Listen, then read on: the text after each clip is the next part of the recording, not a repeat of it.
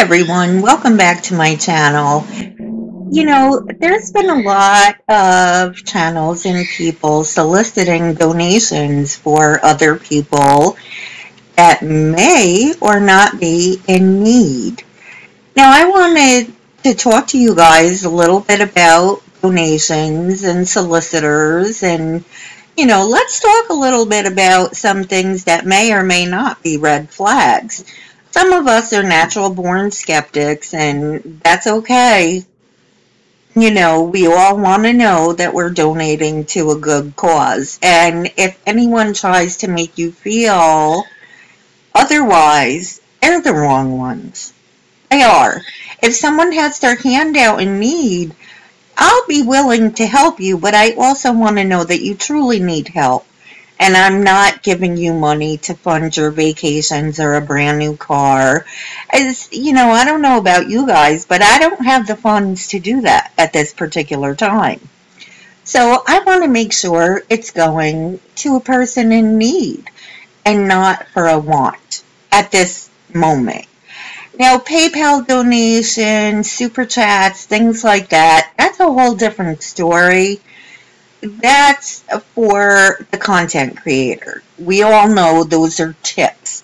You give those tips to the creator for whatever they may need in order for them to be able to continue with their channel. So that's not what we're discussing here. We're discussing scams and manipulations and red flags. When I mentioned content creators, if the PayPal donation does not say the content creator's channel or their name, that's a red flag also. I'm not going to just put money into anyone's PayPal. So keep your eyes open for that too. People that truly are in need, and there's many of them. So let's just take a look at what's been going on with STS and what she thinks about a specific donation. Charity, a specific charity. Now I'm going to give y'all a piece of this information because... Okay, spill it. We're all ears. Y'all going to be the first ones to hear about it. See, Rosie, everybody knows who little Rosie is. And understand that I do not think Rosie is faking cancer. I do not think that. I believe she has cancer. But the number two thing, I do believe she's scamming the money.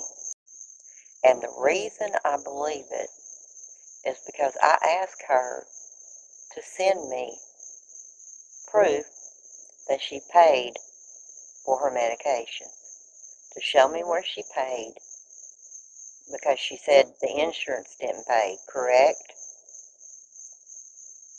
And I said, don't send me.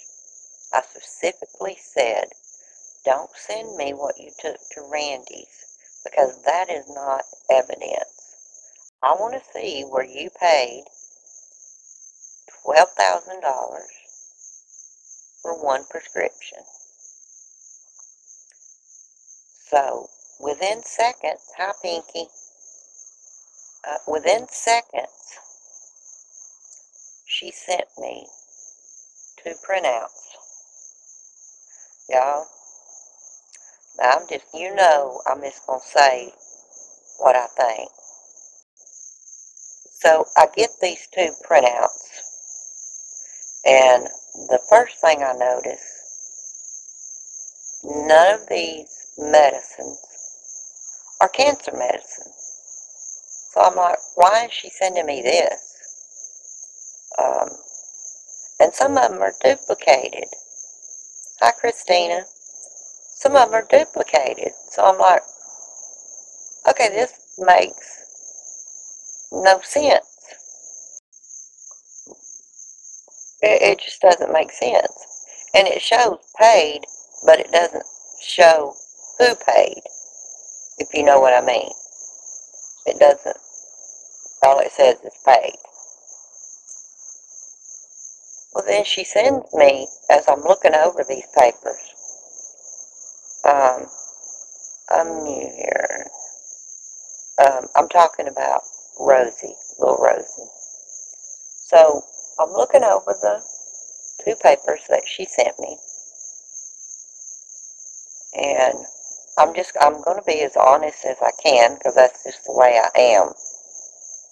I try to be as honest as I can. Okay, I want you to notice she says as honest as she can, because that's the way that she is. So what does that lead one to believe? That she's only as honest as she feels she can be? That she's not honest? I don't know what that's supposed to mean, but some of you know her, so let's just go on. In my opinion,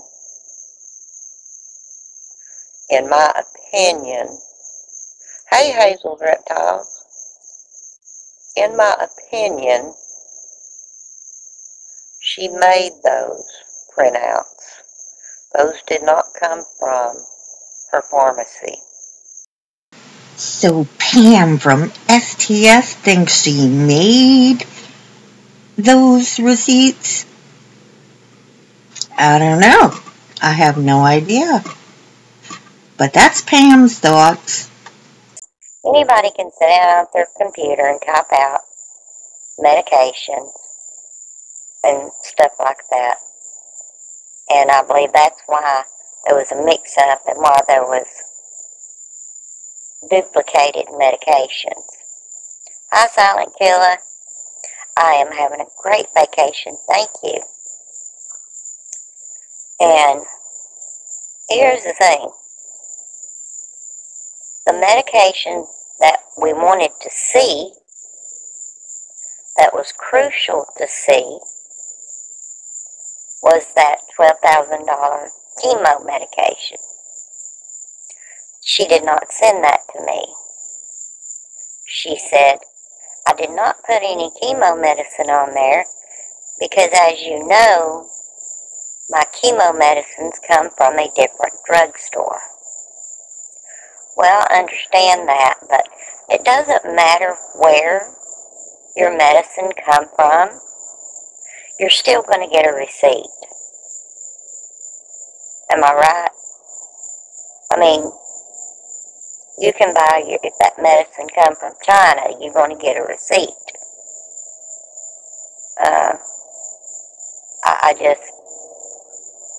I don't understand.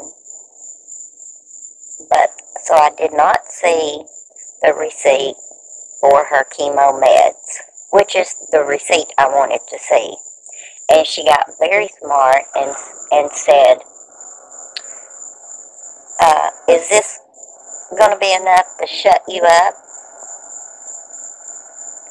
So my answer to that is no.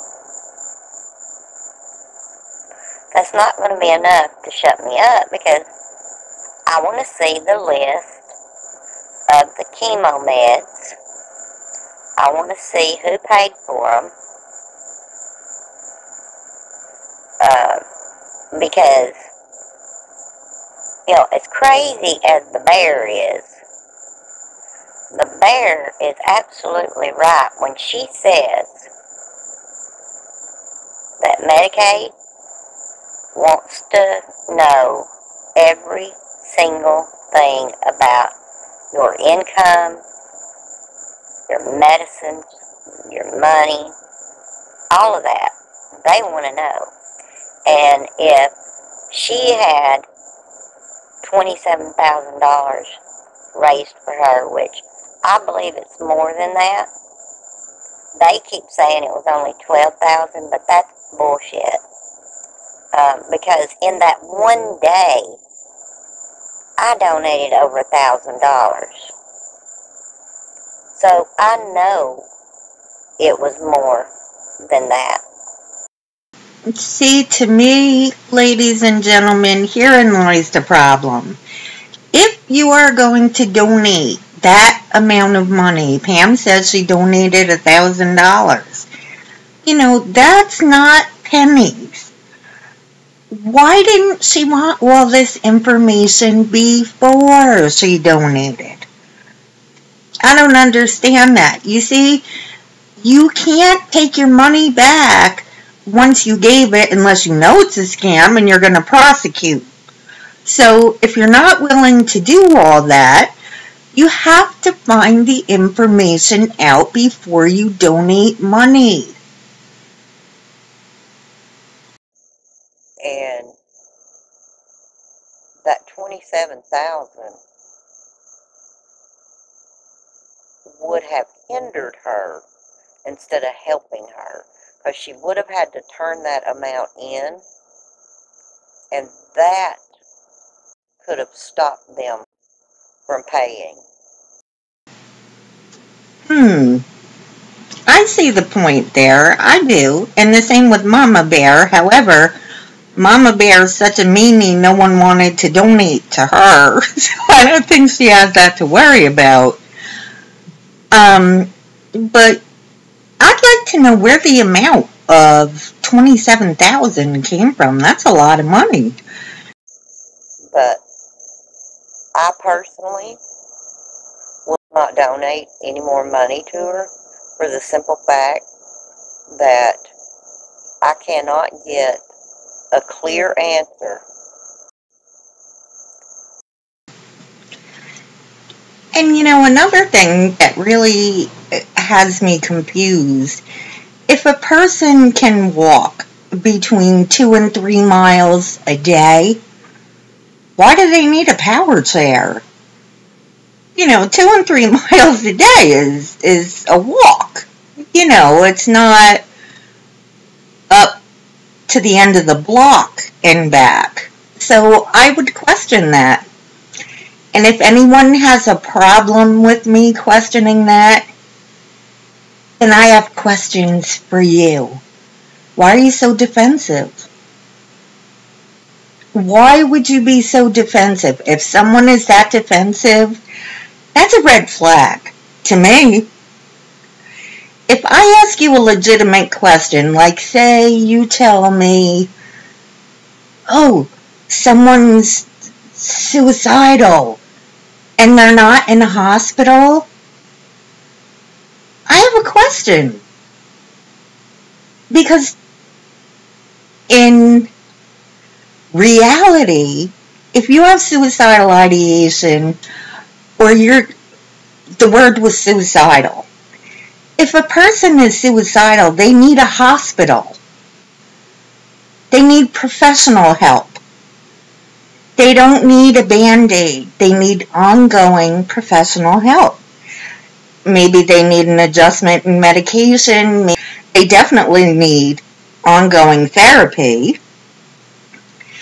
And if they continuously have certain problems, maybe they need help with daily living skills.